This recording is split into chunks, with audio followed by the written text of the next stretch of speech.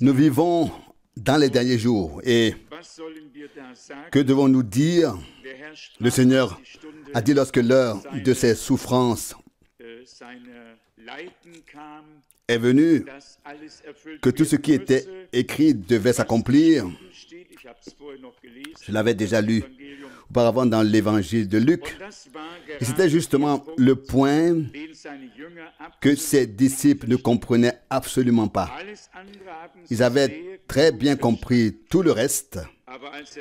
Quand il a dit qu'il allait aller à Jérusalem et qu'il serait livré aux mains des pécheurs et des païens, ils n'ont pas compris. Je vais vous le lire pour que vous sachiez que c'est ainsi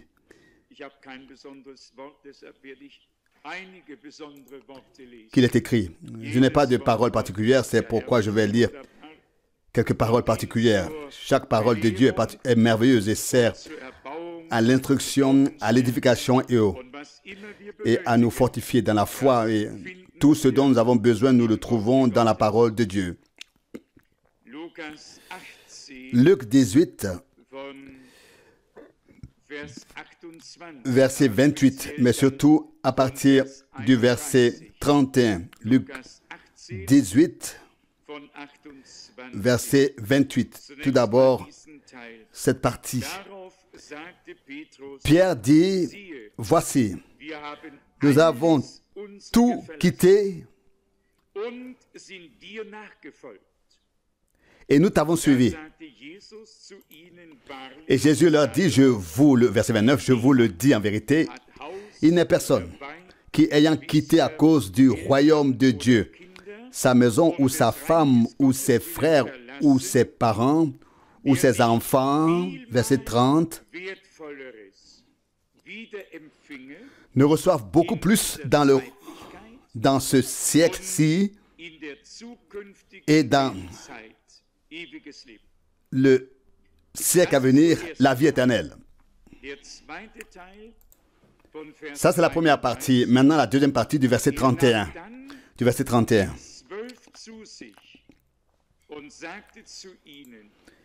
Jésus prit les 12 auprès de lui et leur dit, « Voici, nous montons à Jérusalem maintenant. Et tout ce qui a été écrit par les prophètes au sujet du Fils de l'homme s'accomplira. » Verset 32. « Car il sera livré aux païens qui se moqueront de lui, le maltraiteront et cracheront sur lui. Et après l'avoir battu de verge, on le fera mourir et le troisième jour, il ressuscitera. » Verset 34, mais ils ne comprirent rien à cela. C'était pour eux un langage caché, des paroles dont ils ne saisissaient pas le sens.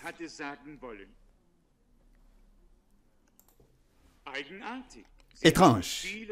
Ils ont compris beaucoup de choses. Après avoir donné les 7 paraboles dans Matthieu 13, il demanda, « Avez-vous compris tout cela ?» Ils répondirent d'une voix forte, « Oui, nous avons tout compris. » Et ici, il était question de souffrance. Il s'agissait ici du dernier passage destiné à notre Seigneur. Il a dit en détail ce qui allait lui arriver, afin qu'il ne se trompe pas, afin qu'il ne perde pas la foi. Vous savez, bien que lorsqu'une personne est acclamée, on a tendance à la suivre. Quand il est entouré de milliers de personnes qui crient Hosanna, nous répondons par un Alléluia. Et nous sommes heureux quand la foule cueille les branches des arbres et les jette sur la route, ainsi que leurs propres manteaux et tout ce qu'ils portent en trop pendant la journée, puis se réjouir. Alors tout le monde peut se joindre à la louange. Il n'y aura alors personne dans la foule qui ne soit saisi intérieurement par la joie et qui ne puisse se joindre à la louange. Mais lorsque les foules ne sont plus là, qu'elles sont parties, et que le Seigneur doit finalement demander, voulez-vous aussi partir? Alors les choses sont différentes. Il n'y aura plus de rues décorées, plus de cris Hosanna, plus de Alléluia et gloire à Dieu.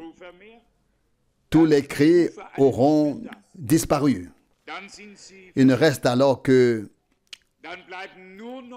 les véritables disciples de Jésus-Christ. Ceux qui ne se contentent pas d'appeler, mais qui ont été appelés. Ceux qui ne suivent pas simplement parce que d'autres suivent, mais qui suivent parce qu'ils ont reconnu celui qui les a appelés à le suivre.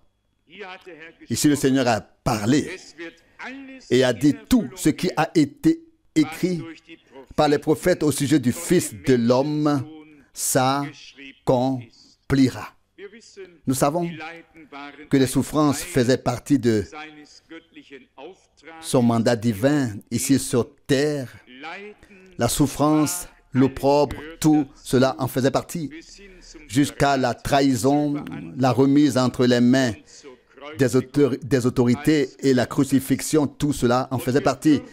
Et nous ne devons même pas nous demander pourquoi Dieu a choisi une voie aussi humiliante.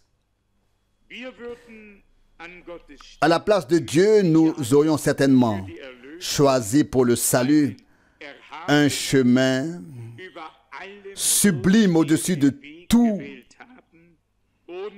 sans moquerie, sans honte, sans crachat, sans couronne d'épines, sans tout cela. Mais Dieu savait exactement ce qu'il fallait faire et il l'a fait. Il est écrit comme nous l'avons lu ici, car il sera livré aux païens et on se moquera de lui. Les Juifs étaient si intelligents qu'ils l'ont livré aux païens. Ils ne voulaient pas porter la main sur lui, mais ils voulaient le livrer pour voir ce que des gens cruels lui feraient. L'attitude des gens n'a pas beaucoup changé. Il est dit plus loin, Luc 38, verset 32, il sera maltraité et on crachera sur lui. Je suis heureux que le Seigneur ait même mentionné ces détails. Tout à fait. Car, voyez, mettez-vous à la place des disciples. Ils sont convaincus de leur Seigneur et Maître. Les aveugles verront, les boiteux marcheront, les morts ressusciteront, les lépreux seront purifiés. Ça, c'est notre Seigneur. Ça, c'est le Messie. Il établira son royaume. Et vous savez que c'était leur espoir. Je peux le prouver avec les Saintes Écritures. Matthieu 24, les 3 premiers versets. Quand tout cela arrivera-t-il? Matthieu 24, verset 3. Et quand établiras-tu le royaume d'Israël? Et quel sera le signe de ton avènement? Il comptait sur l'établissement du royaume. Et cet espoir est encore en eux aujourd'hui.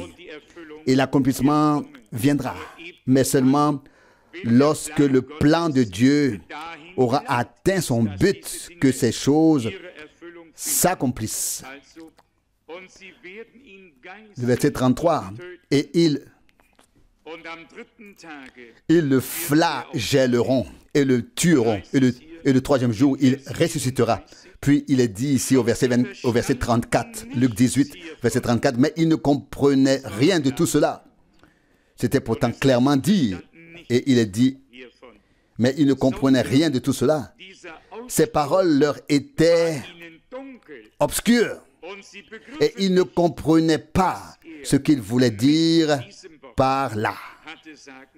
Par là. En fait, tout avait été clairement dit. Il n'y avait pas besoin de traducteur, ni même d'interprétation. Il a été dit, ils l'insulteront, ils se moqueront de lui, ils le maltraiteront, ils le flagelleront, ils le tueront, etc. Tout était clairement dit. Et pourtant, ils ne comprenaient pas, car cela ne cadrait pas avec leur conception. Pendant que le Seigneur parlait, ils pensaient à leur propre pensée. Ils continuaient leur chemin. Ils n'ont pas pu se mettre à la place de celui qui leur parlait. Et c'est pourquoi ces paroles leur sont restées cachées. Et ils ne les ont pas comprises. Je ne sais pas si j'ai raison, mais plus le temps passe, plus je suis enclin à croire que beaucoup n'ont pas compris le Seigneur dans ses paroles à notre époque. Que certains sont restés dans l'obscurité pendant qu'il parlait. Ce qu'il a dit leur est resté obscur. Et cela arrive toujours quand on pense de ses propres pensées pendant que le Seigneur parle. Pendant qu'il parlait de souffrance, de moquerie et de flagellation, eux, ils pensaient au royaume où ils régneraient avec lui. Celui qui n'est pas concentré ne comprendra de toute façon pas ce qui a été dit. Cela restera obscur pour lui. J'ai vraiment cette impression, si l'on veut être honnête, notamment après avoir discuté avec certaines personnes qui ont assisté à la proclamation pendant toutes ces années. Et quand les choses deviennent vraiment difficiles, ils répètent de mémoire des choses qui datent peut-être de 1000 ans, mais certainement de 500 ans, et on remarque clairement que Dieu leur a parlé sans qu'ils l'entendent, mais ils savent tout. Et pourtant, ils veulent entendre et ils veulent toujours entendre. Et c'est là que réside le problème. Plus ils entendent, moins ils comprennent. Car au fond d'eux-mêmes, ils ne sont pas disposés à mettre leur appareil auditif en marche. L'appareil est éteint. Et il n'y a pas d'enregistrement, de réception. Il peut y avoir 3 microphones ici, 4 ou même 50. Si la connexion n'est pas établie, si l'enregistrement n'a pas été activé, que se passe-t-il alors? Il n'y aura rien.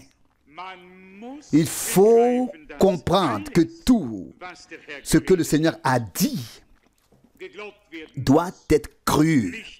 Non seulement ce que nous voulons croire, mais ce que Dieu a dit. Nous devons le croire si nous voulons subsister et nous tenir devant lui. Et celui qui ne croit pas Dieu le fait menteur. C'était d'ailleurs une conversation que j'ai eue avec notre frère tout à l'heure déjà. Le péché que frère Branham qualifie de péché, c'est l'incrédulité. L'incrédulité pas envers Dieu. Le diable croit aussi en Dieu et tremble. L'incrédulité envers la parole de Dieu. Voilà le point essentiel. Et c'est là que se trouve le passage du prophète Ézéchiel. Toute âme qui pêche mourra. Ézéchiel 18, verset 4.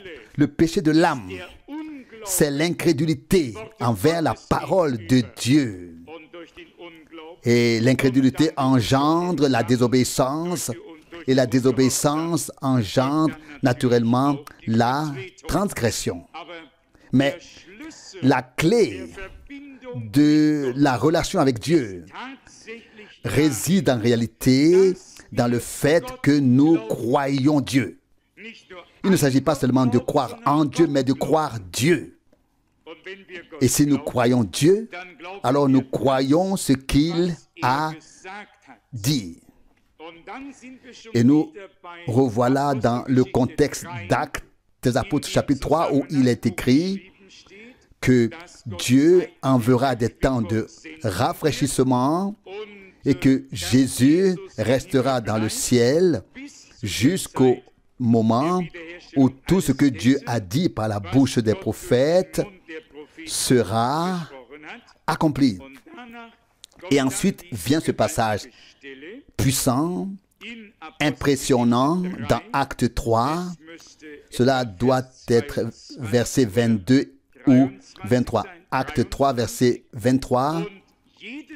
Et toute âme qui n'écoutera pas ce prophète sera exterminée du milieu du peuple.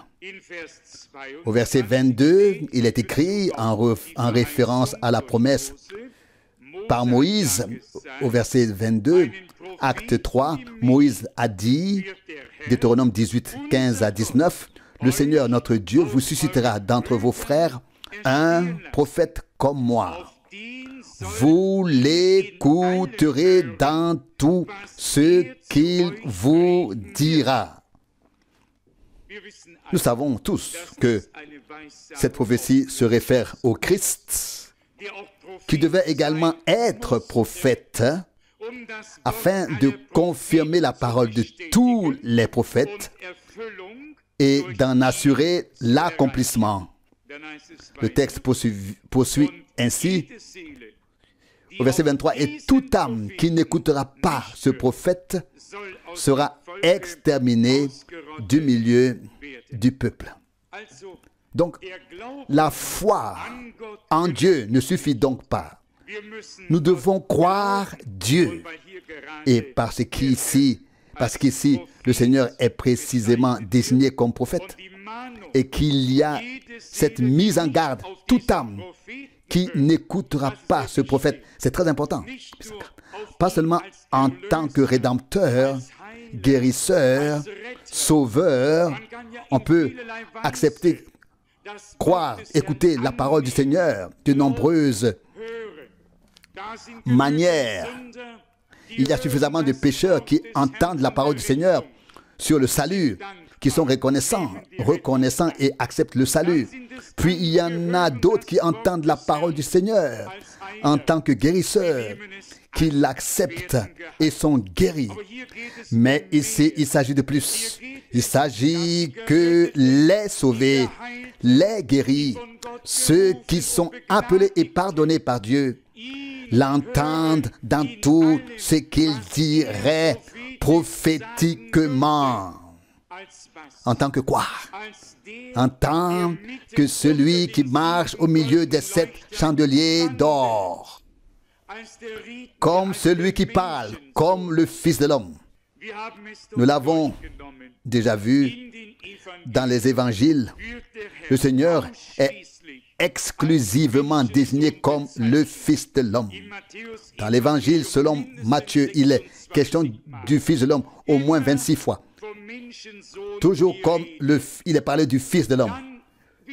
Puis comme je l'ai dit dans tous les évangiles, dans les épîtres, pas une seule fois, de Romains 1 à Jude, dernier verset, pas une seule fois l'expression où le terme Fils de l'homme n'apparaît. Toujours Fils de Dieu. Tout a une raison d'être. Et puis dans l'Apocalypse, il n'est plus question du Fils de Dieu, mais Jean écrit, et je vis quelqu'un qui ressemblait à un fils d'homme. Il marchait au milieu des 7 chandeliers d'or. Fils de Dieu, sauveur, rédempteur, fils de David, roi. Cela viendra plus tard. Mais le Fils de l'homme, parlant prophétiquement dans l'Église. Nous en arrivons donc à notre sujet. À chaque âge de l'Église, un message divin a été mis en avant. Et les sauvés, les guéris, les pardonnés devaient prendre leur décision si ils voulaient, en tant que croyants, seulement être sauvés parce qu'ils avaient peur que l'enfer soit trop chaud pour eux, ou étaient-ils prêts en tant que sauvés à croire au Seigneur? Car il est écrit, celui qui ne croit pas Dieu le fait menteur. Et où allons-nous alors si nous faisons Dieu menteur? Donc il ne s'agit pas seulement de devenir croyant, de guérir, de recevoir des bénédictions.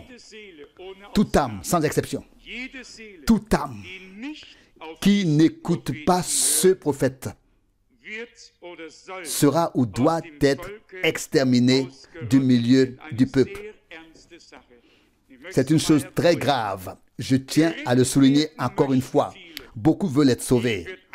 On leur fait peur avec l'enfer et il n'y a que les moqueurs les plus endurcis qui disent simplement qu'ils veulent descendre parce qu'ils sont plus nombreux là-bas et qu'ils seraient alors en supériorité numérique. Mais disons-le clairement, en surnombre, mais ce ne sont que des moqueurs qui parlent comme ça. Une personne qui a encore un peu de crainte de Dieu en elle et qui croit que tout ne s'arrête pas avec la mort, veut échapper à la perdition d'une manière ou d'une autre. C'est ainsi. C'est ainsi dans toutes les religions, que vous le croyez ou non, même les religions païennes. Tous veulent, ils se rendent compte qu'ils ont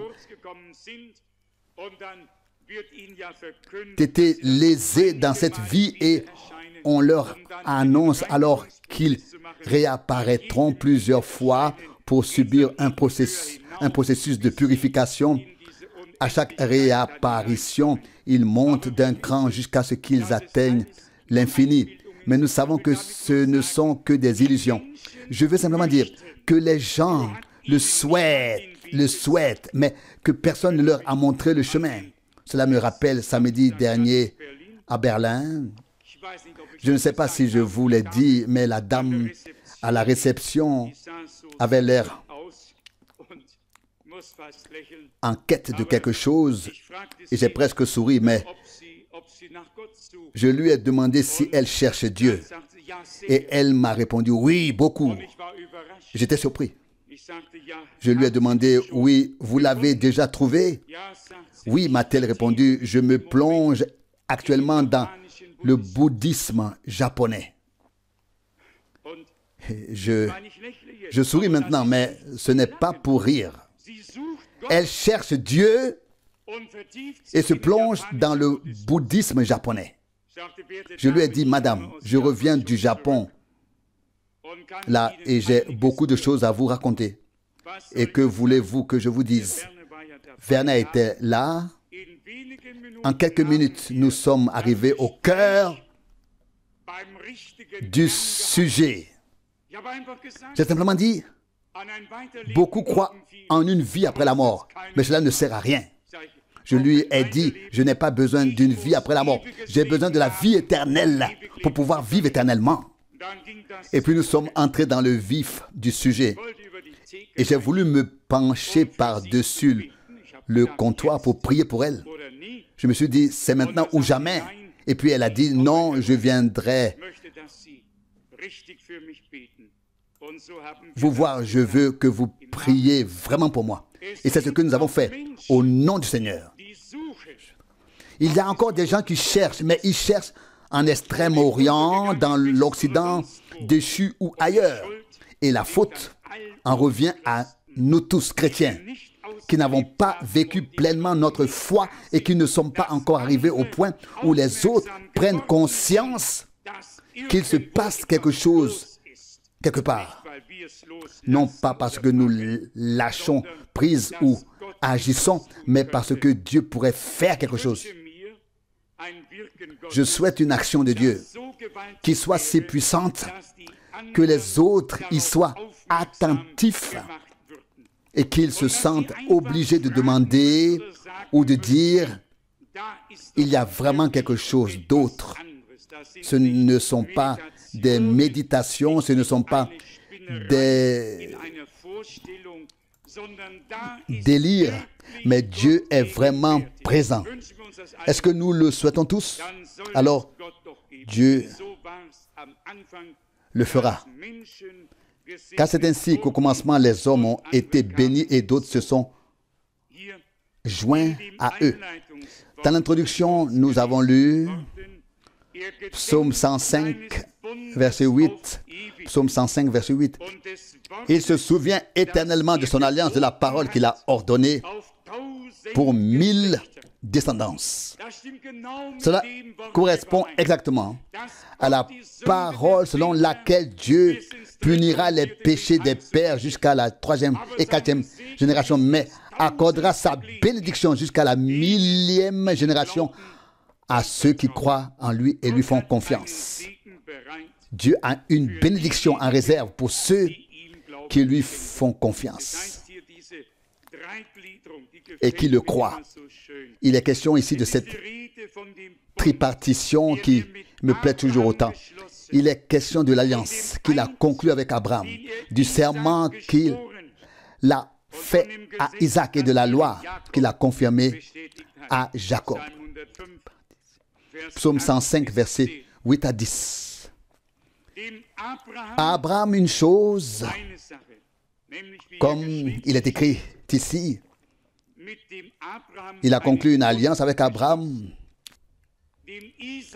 à Isaac, par un serment. Il a donné des promesses en jurant et il a accompli et réalisé en Jacob. C'est quelque chose de tout à fait merveilleux. Dans un sermon du frère Branham, ces trois pensées sont développées. Justification, sanctification, baptême dans le Saint-Esprit, promesse, foi, réalisation de la promesse que Dieu a faite. Dieu est le Dieu de sa parole. Et il est écrit plus loin au verset 11, quand il dit, je te donnerai Canaan, le pays que je vous ai attribué en héritage. Vous connaissez l'histoire avec Canaan, l'un des fils de Cham que Noé avait maudit. Et avec lui, tout le pays qu'il possédait alors fut voué à l'extermination. Tout cela parce que quelqu'un a pensé qu'il pouvait soulever la couverture de son père ou dévoiler la honte de sa nudité. Vous devez lire comment les choses se sont passées. Nous lisons aujourd'hui qu'il existe une terre promise qui s'appelle Canaan. Oui, lisez ce qui est écrit et comment cela a commencé. Il n'est parfois pas mauvais de relire les récits et les événements dans les Écritures saintes pour comprendre pourquoi Dieu a pu être plus tard. Je le dis tel que cela s'est passé, aussi cruel et indifférent aux 7 peuples qui étaient pour lui comme les mouches du pays.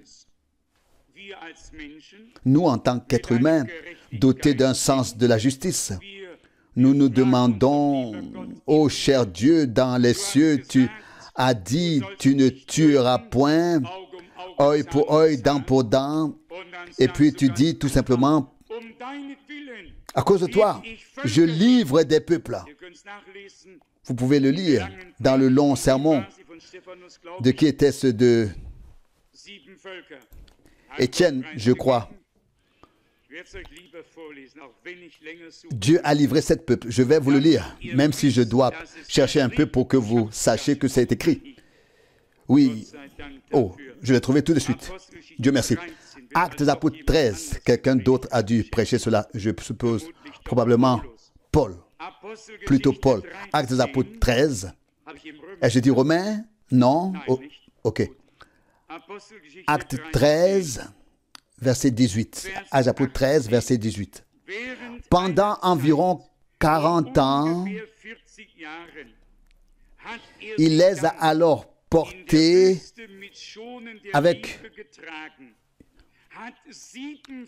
avec un amour tendre dans le désert. 19. Il a détruit 7 nations dans le pays de Canaan et leur a donné leur pays en possession. Nous n'allons pas approfondir cela ici. Lisez Genèse, chapitre 9. Je ne lis pas à partir du verset 20. Ça, vous pouvez le faire. Je lis seulement le verset 25. Genèse 9, verset 25.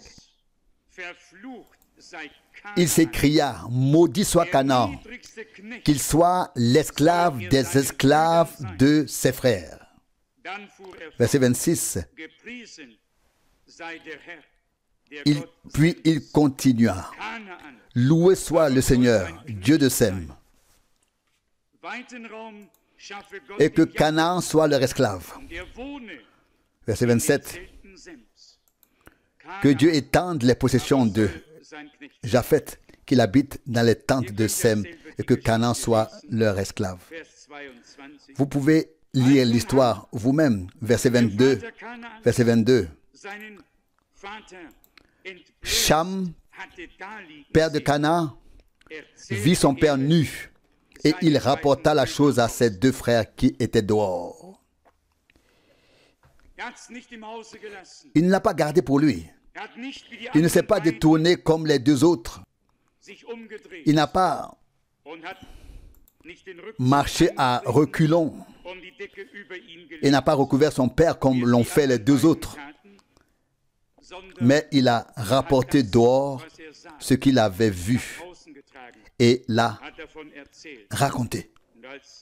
Et quand Noé était ivre, ce n'était pas beau à voir. Ivre, dénudé, ce n'était pas beau à voir. Mais il n'avait pas le droit de sortir pour en parler. Il aurait dû garder pour lui ce qui s'était passé à la maison. Il aurait dû faire comme les 2 autres, se retourner, couvrir lentement avec la couverture son père et s'en aller en silence. Au verset 24, il est écrit, lorsque Noé se réveilla de son ivresse et apprit ce que son plus jeune fils avait fait contre lui, il s'écria, maudit soit Canaan. Le plus jeune avait le bon sens que le plus âgé aurait dû avoir. Nous savons ici, c'est écrit au verset 20, Noé devint un homme des champs et planta une vigne. Verset 21, il but du vin, s'enivra et se découvrit au milieu de sa tente. Cela peut arriver à n'importe qui, à n'importe quel être humain sur terre qui ne connaît pas les effets du vin. Cela peut arriver à n'importe qui. Vous savez, Noé, et la Bible dit bien, de son ivresse,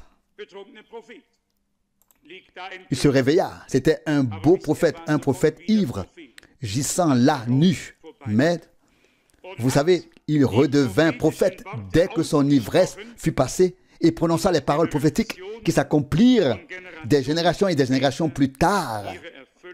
Plus tard.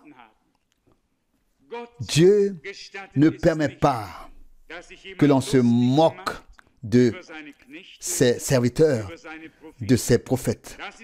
C'est la parole que Frère Schmitt a également lue ici dans le psaume 105 au verset 15. Ne touchez pas à mes oins, ne faites aucun mal à mes prophètes. Psaume 105, verset 15. Il existe des lois de Dieu que nous devons respecter, que nous devons prendre à cœur, que nous ne devons pas transgresser, afin de ne pas nous rendre coupables devant Dieu. Pourquoi les Saintes Écritures disent-elles: quiconque reçoit un prophète parce qu'il est prophète recevra la récompense d'un prophète? Pourquoi n'est-il pas écrit qui reçoit un grand évangéliste ou un grand prédicateur ou bien un grand orateur recevra la récompense d'un orateur, d'un grand évangéliste, etc. Non. Mais le Seigneur a dit: qui reçoit un prophète parce qu'il est prophète recevra la récompense d'un prophète. Mais qu'en sera-t-il de ceux sur qui s'accomplira cette parole, qui ont frappé, qui ont touché les prophètes, qui leur ont fait du mal, qui se sont moqués des oints de Dieu et qui n'ont pas écouté ce qu'ils ont dit au nom du Seigneur? Pensons au prophète Jérémie. Toute l'équipe l'a contredit et lui a dit: nous ne croyons pas aux paroles que tu as prononcées au nom du Seigneur. Jérémie 28, 9. C'était une autre voix que l'on écoutait. Mais Dieu a toujours la même manière de parler aux hommes. Et il jugera selon ce que les hommes auront fait de ce qu'ils ont entendu. Il y a des gens qui ne peuvent pas croire parce qu'ils ne sont pas sincères. Ils existent. Et il y en a d'autres qui disent des choses qui ne sont pas vraies. Et puis, il faut peser le pour et le contre, quand et comment ou à qui on veut croire. La semaine dernière, on m'a demandé si le Seigneur m'avait vraiment parlé. Et aujourd'hui, j'en souris, mais j'ai simplement dit: ceux qui ne peuvent pas croire que cela s'est passé ainsi ne devraient pas venir entendre la parole de Dieu en ce lieu. Si je n'avais pas entendu la voix du Seigneur, je ne serais pas ici aujourd'hui. Je ne me tiendrais pas ici et je n'aurais pas besoin de dire quelque chose qui n'est pas vrai. Mais il y a des gens qui sont dans la même catégorie et qui viennent et ont l'audace de dire: je me tenais devant la colonne de feu. Et alors, bien sûr, je suis effrayé. Je suis effrayé. Si quelqu'un ne veut pas croire que Dieu m'a parlé, c'est une chose. Mais quand quelqu'un d'autre a l'audace de dire de soi: j'étais devant la colonne de feu, alors là, on ne sait vraiment plus comment classer cela et réagir. Mais plus tard, si Dieu m'accorde toujours sa grâce, comme jusqu'à présent, j'ai aussi compris ce que le frère voulait dire. Ce n'est que mon hypothèse, je ne sais pas. Mais il a peut-être accroché l'image de la colonne de feu au mur et s'est ensuite placé devant. C'est possible. Personne ne veut le douter. Mais tout le monde peut se tenir devant la colonne de feu. De cette manière, ce n'est pas ce que frère Branham veut dire quand il dit qu'un homme doit avoir un appel divin comme Moïse l'avait. Il ne parle pas d'une chose quelconque, mais d'une véritable expérience avec Dieu lors de l'appel. Et je vous le dis, tous les serviteurs de Dieu ont eu cette expérience et c'était leur soutien, leur colonne vertébrale. Dans les épreuves les plus difficiles, ils savaient Le Seigneur m'a appelé, j'étais là, j'ai entendu sa voix. Paul savait même que le Seigneur lui avait parlé en hébreu. Celui qui a entendu la voix du Seigneur le sait. Mais ensuite, ces gens-là, simplement parce qu'ils ont une opinion différente, passent d'un moment à l'autre à autre chose. Et ils disent alors très fermement à quelqu'un en face, écoute, le Seigneur a parlé à beaucoup de gens, même à Balaam. Car il faut aussi accepter que des gens disent ça. Alors on dit, oui, c'est vrai, tu as raison. Et puis on se réjouit que le Seigneur ne nous ait pas parlé comme à Balaam. À une personne qui est sauvée, quelqu'un d'autre peut dire, écoute, il y a encore ceci et cela dans ta vie, comment peux-tu dire que tu es sauvé? Personne ne peut enlever à quelqu'un qui porte la certitude de la foi dans son cœur par l'esprit. On peut le mettre sur la tête et sur les pieds. Il a fait l'expérience avec Dieu et cela suffit. Et il en va de même pour toutes les autres expériences. Que quelqu'un dise, écoute, les paroles du Seigneur ne signifient rien. Balaam est aussi sur la liste. Balaam m'intéresse très peu.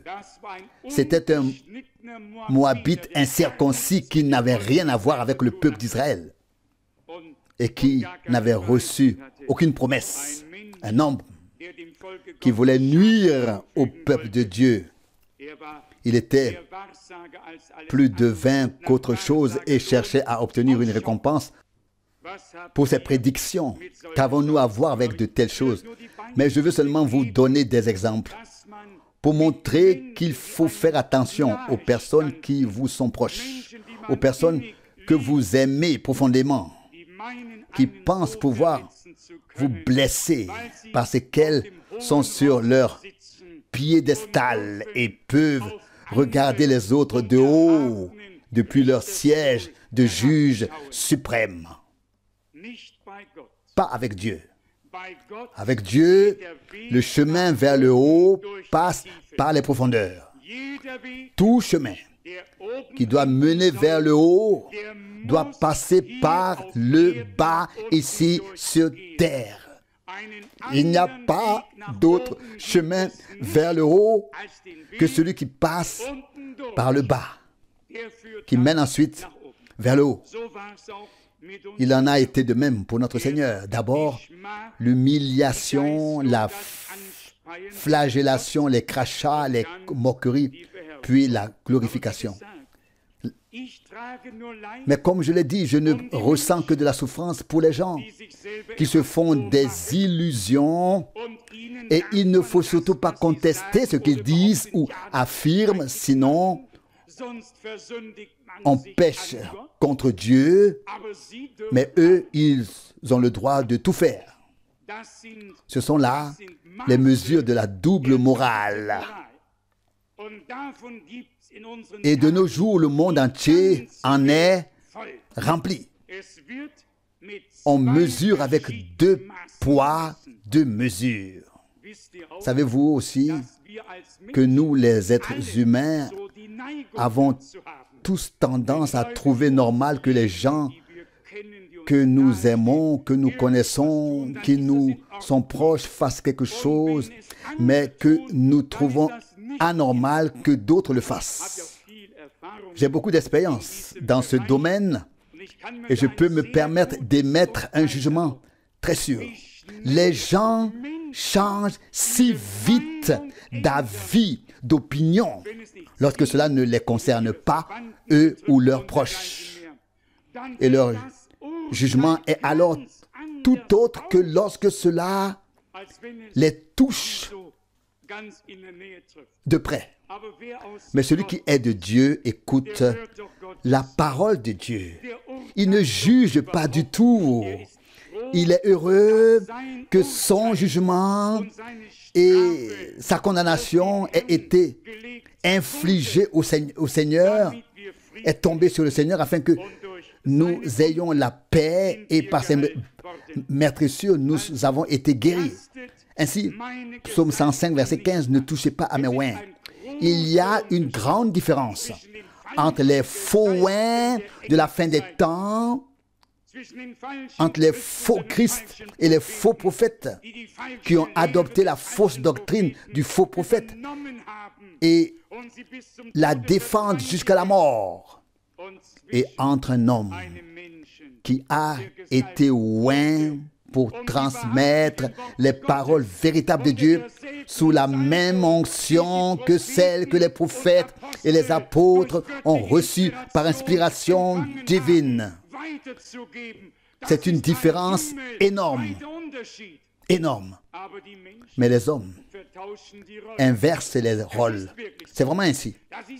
C'est la double morale de notre époque. Les hommes inversent les rôles et ne s'y retrouvent plus. Ne s'y retrouvent plus. Remercions Dieu de ne pas nous juger selon le jugement des hommes. Il est un Dieu juste, un Dieu véritable. Il connaît les siens. Il sait qui il envoie et il sait ce qu'il fait. Et nous en sommes convaincus que là où il y a un commun accord dans la proclamation, là il s'agit du même Saint-Esprit qui conduit aux mêmes vérités bibliques. Là où les choses ne concordent pas et ne se soumettent pas à Dieu et à sa parole, d'autres esprits sont là à l'œuvre. Comme je l'ai dit, les jugements qui devraient nous toucher ne nous touchent pas, mais nous ressentons néanmoins une profonde souffrance pour chaque personne qui utilise si rapidement sa langue pour porter un jugement. Ce n'est pas mon jugement, c'est son jugement. Chacun porte son propre jugement. Chacun. Tu seras jugé selon tes paroles, tu seras condamné selon tes paroles. Matthieu 12, 37. De la même manière que nous jugeons ou classons les autres, nous serons jugés et classés. Non, Dieu a son chemin avec son peuple jusqu'à nos jours.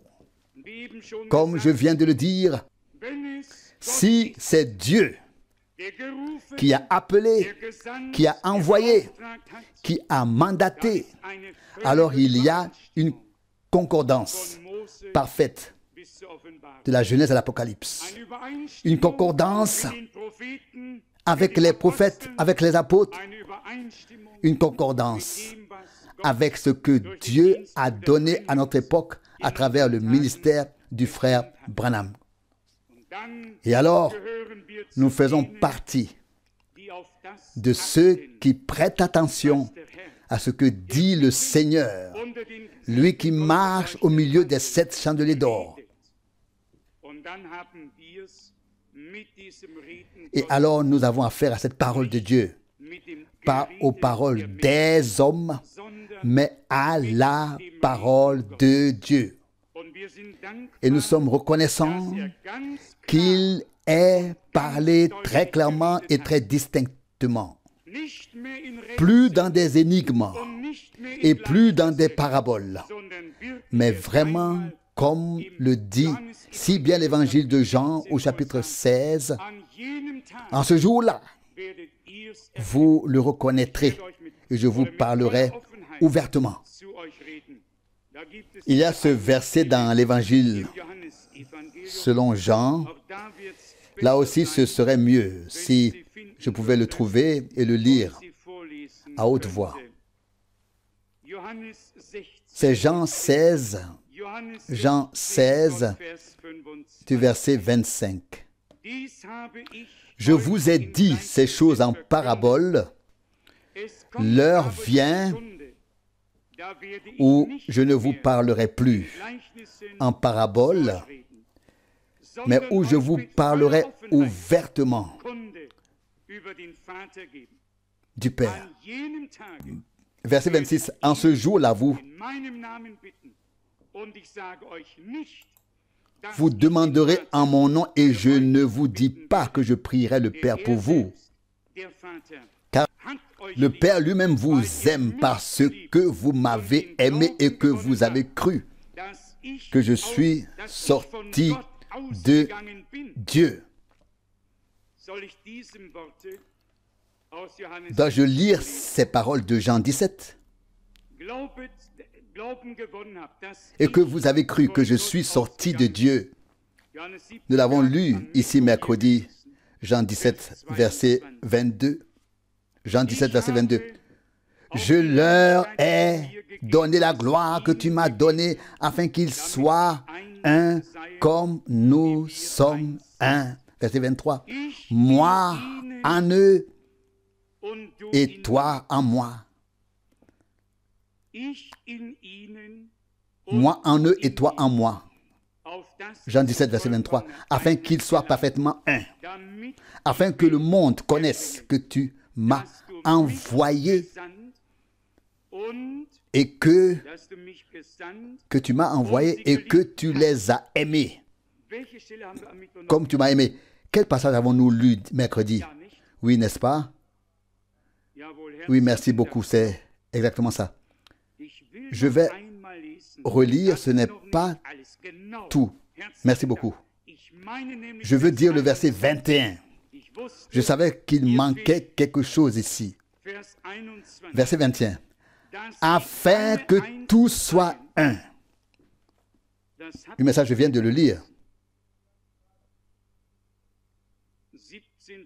Jean 17, verset 3.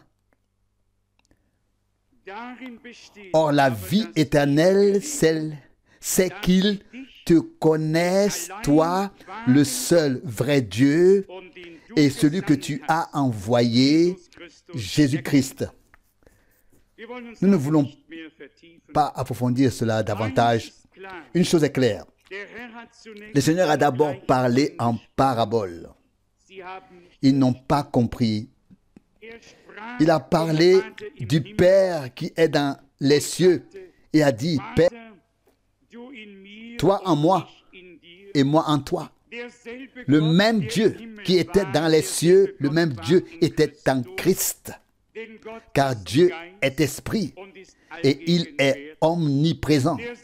Le même Dieu qui habite dans nos cœurs par la foi est aujourd'hui aussi dans les cieux.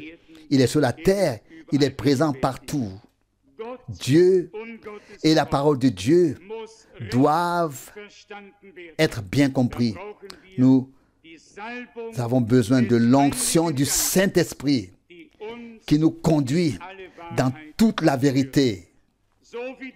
Tout comme celui qui parle, ceux qui écoutent entendent la même parole, le même enseignement. Qu'était-ce donc? Je l'ai déjà dit ici à plusieurs reprises, lorsque les prophètes accomplissaient leur ministère, beaucoup ont entendu.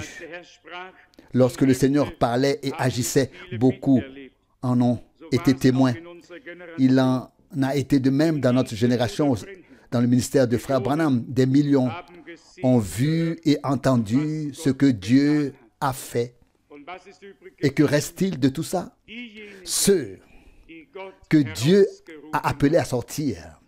Ceux qui ne voulaient pas seulement du bien-aimé Sauveur comme salut pour être sauvés du feu, mais qui l'ont accepté comme Seigneur dans leur vie.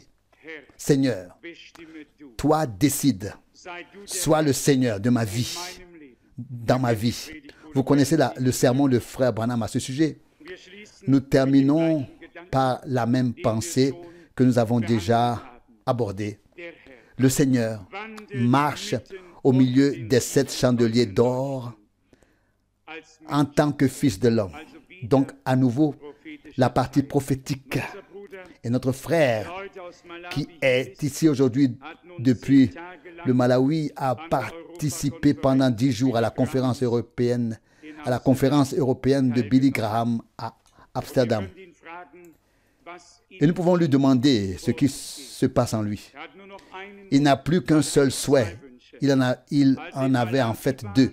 Quand il était au Malawi, il souhaitait trouver quelqu'un qui lui payerait son billet d'avion. L'affaire Amsterdam était donc la bonne occasion à saisir. Mais une fois arrivé là-bas, il a eu un deuxième souhait, venir ici. Il savait exactement qu'il n'était pas à sa place là-bas. Nous devrions être plus reconnaissants. Je ne veux rien dire de plus. Nous devrions être plus reconnaissants. Dieu ne nous a pas seulement offert le salut et la guérison. Il ne nous a pas seulement offert la rédemption. Il nous a donné à nous qui sommes ses rachetés l'accès à son trône de grâce afin que nous entendions et croyions sa parole fraîchement révélée depuis le trône afin que notre âme vive ne meure pas. Toute âme qui n'écoute pas ce prophète, ce Seigneur, ce Fils de l'homme qui parle, mourra. Toute âme mourra. Acte 3, 23. C'est pourquoi la promesse ou l'avertissement est lié à la promesse. Que celui qui a des oreilles pour entendre ce que l'Esprit dit aux églises. Lui, en tant que Fils de l'homme, marche parmi les 7 chandeliers d'or, tient les 7 anges dans sa main droite, les a envoyés et c'est lui qui a parlé par leur intermédiaire et l'Esprit de Dieu qui prononce la parole de Dieu par l'intermédiaire de ses messagers exige de nous que nous écoutions ce que l'Esprit dit aux églises. Beaucoup ont entendu, frère Branham. L'un a entendu ceci, l'autre a entendu cela et a compris ceci, cela et encore autre chose. Il y en a en abondance. Mais il y a aussi une foule, un troupeau qui n'a pas entendu Branham, mais qui a entendu l'Esprit de Dieu dans tous les sermons. Et l'Esprit les a conduits dans toute la vérité. Et par grâce, nous pouvons faire partie de ces personnes. Et je sais même que nous en faisons partie. Nous n'avons pas besoin de chercher longtemps. Grâce et encore grâce à lui, le Dieu vivant, qui nous a accordé le plus beau des lots. Rendons aujourd'hui encore nos remerciements les plus sincères dans de brèves prières. Amen. Levons-nous pour le faire. Père Céleste, je te remercie de tout cœur pour le privilège d'être réunis en ta présence, d'entendre les paroles de ta bouche, ô Seigneur, de les recevoir et d'y croire afin que notre âme revive. Ô Seigneur fidèle, ta parole est notre nourriture spirituelle. Elle est lumière, elle est vie. Ô Seigneur, nous t'en rendons grâce.